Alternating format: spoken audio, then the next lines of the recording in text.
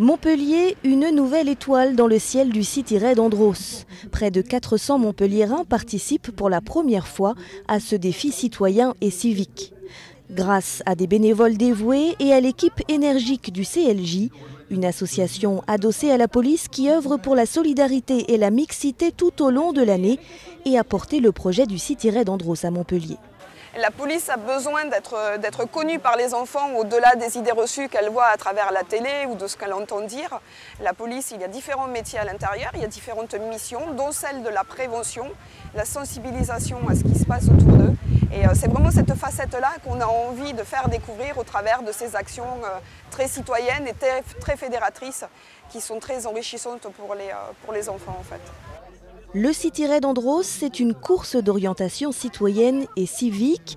Par équipe de 5, encadrée par des enseignants ou des parents, les enfants partent à la découverte de la ville et de ses institutions. Quelques préparatifs sont nécessaires, quelques échauffements vocaux aussi. Montpellier, ici, ici, c'est Montpellier. Et c'est parti.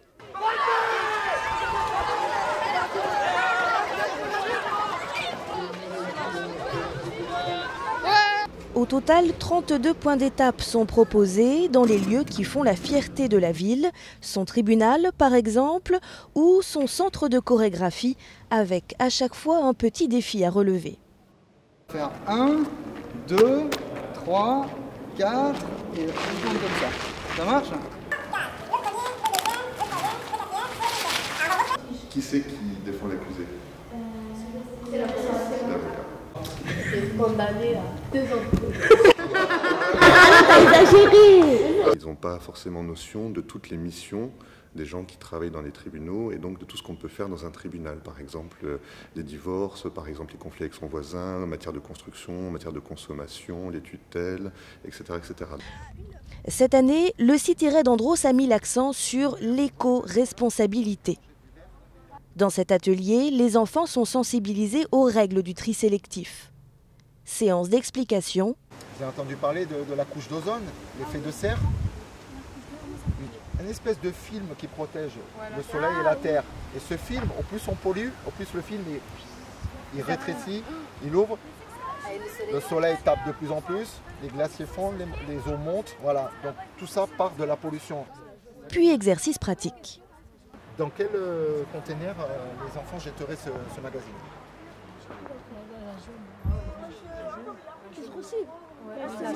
La jaune? On part sur la jaune?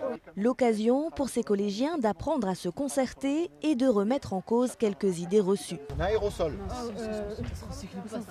La grise. Attendez. J'aime bien les gens qui disent attendez, c'est parce qu'ils réfléchissent. J'aime bien les gens qui réfléchissent. Avec à la clé une très bonne surprise pour ces jeunes. Alors ça, c'est bon. Et ça, c'est bon. 16.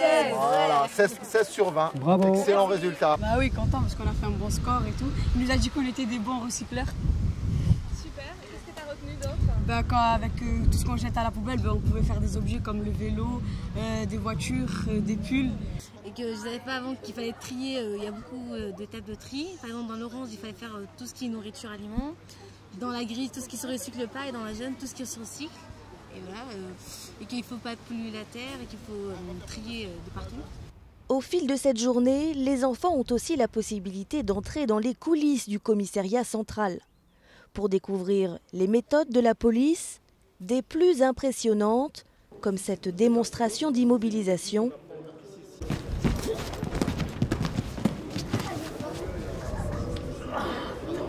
Au plus pointu, avec une explication sur les tests ADN.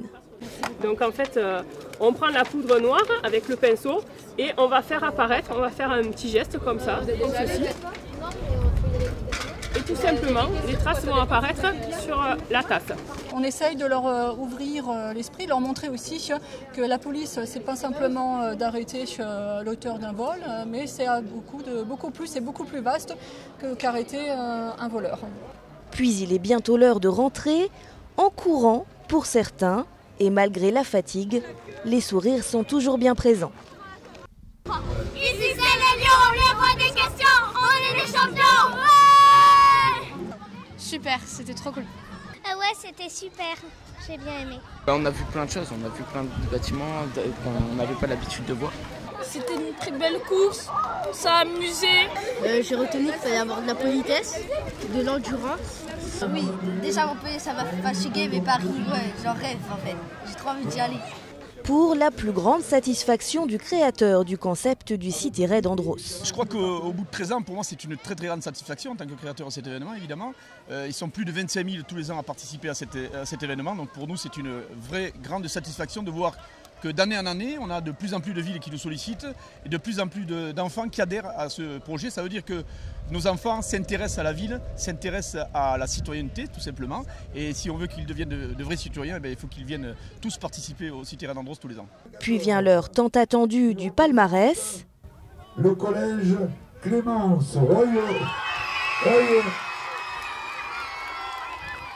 L'équipe de M. Philippe Sorel, voilà, qui vous salue et qui salue les champions.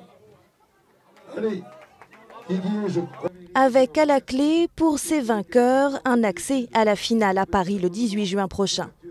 Mais l'important pour le City Raid Andros, c'est avant tout l'esprit et la philosophie. L'essentiel, c'est de s'amuser. Non, l'essentiel, c'est de participer et de s'amuser. Enfin voilà quoi. Bref, une véritable leçon de vie pour forger les citoyens de demain.